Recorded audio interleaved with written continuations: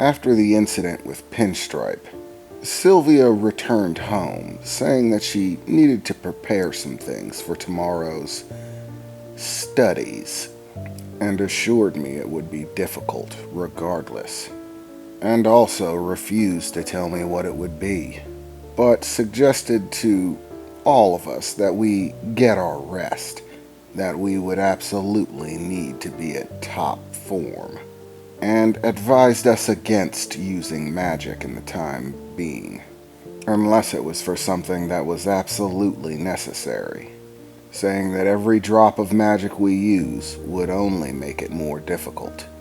So Alice and Eliza returned home to get some rest, and for the time being I was left alone. So, as I usually had tended to do, I went to my room and began looking over the boards again, trying to suss out the details of how to resolve the issues I was facing, and the added issue of what was compelling Sylvia to help us. Why the sudden change of heart? She couldn't tell me because she was bound by the contract, the deal. But that doesn't mean that I can't try to figure it out on my own. It's not a violation if I figure it out. Sylvia also allowed me to keep the dealer's book, the one that she summoned, saying that looking through it would be a good idea, but that she doubted it would be much help.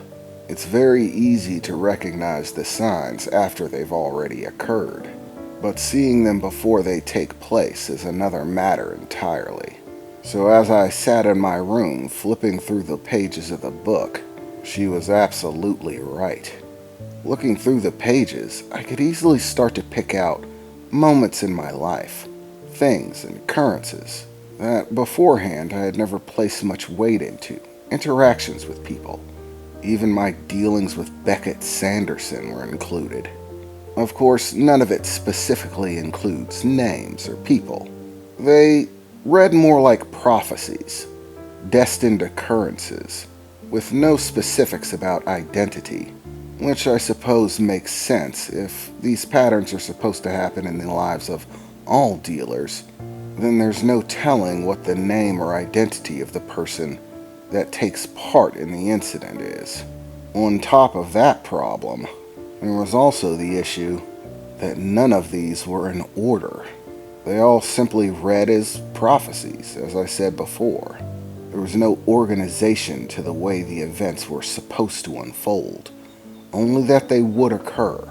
There were lots of astrological and other planar lining events listed within the book, but Sylvia explained that those aren't much use either, as despite most people's thoughts on the matter, specific alignments can occur quite regularly.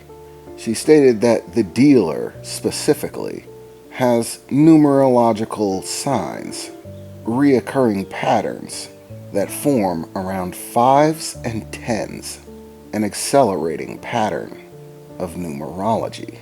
And after thinking over that, even that tended to make a lot of sense.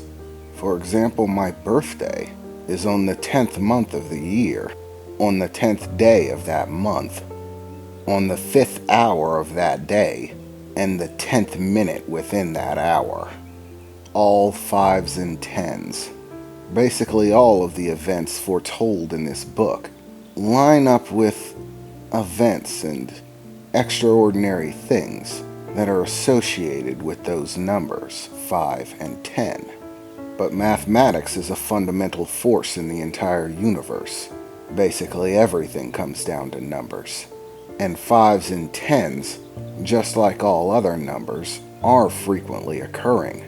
But just because there is something, some other planar or otherworldly event occurring within 5s or 10s sets of numerological patterns, it doesn't mean anything's going to happen, because those kinds of things happen every day.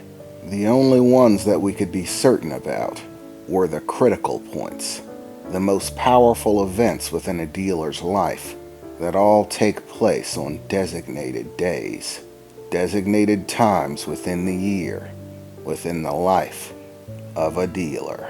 And I had already passed most of those by, most of them occurring within the early years of a dealer's life, as part of the forming process for creating the fabric of the person that they are. However, there were a few more still to come that had not yet occurred, the most critical of which that the book lists is known as the final deal, and marks the exit of the cycle that creates a full-fledged dealer. Basically, listing it as, well, outright madness, saying that a dealer will be caught in a situation and have something extraordinarily valuable, something that they are absolutely unwilling to allow to lose.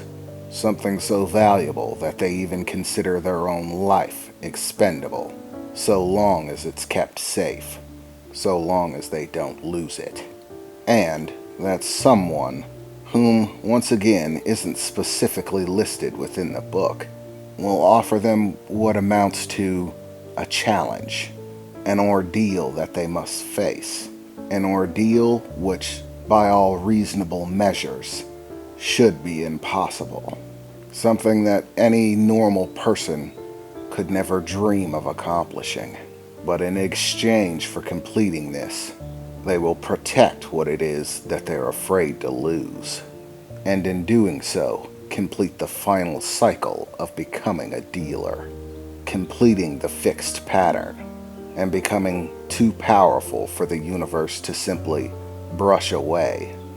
But according to the book, the specific astrological universal signs of this event are frequently reoccurring and happen once every 5 or 10 years or so. As I said before, it's all numerology, 5s and 10s. It simply has to be an event that corresponds to the 5 and 10 pattern that is ingrained within a dealer's life. As I scratched my head frustratedly, staring into this book, trying to make heads or tails of, I suppose, my destiny, there was a knock at my door. Master Worthington, I've got your tea, sir," I hear a young voice say from the other side. I had rigged my room with a magical incantation, a sort of perceptual guard. Basically, I could hear people speaking from the outside in, but no one on the outside of the door could actually hear us speaking inside. A security measure to keep prying eyes from finding out a little bit too much about magic, or the fact that it exists at all. I don't need to be bringing in other people.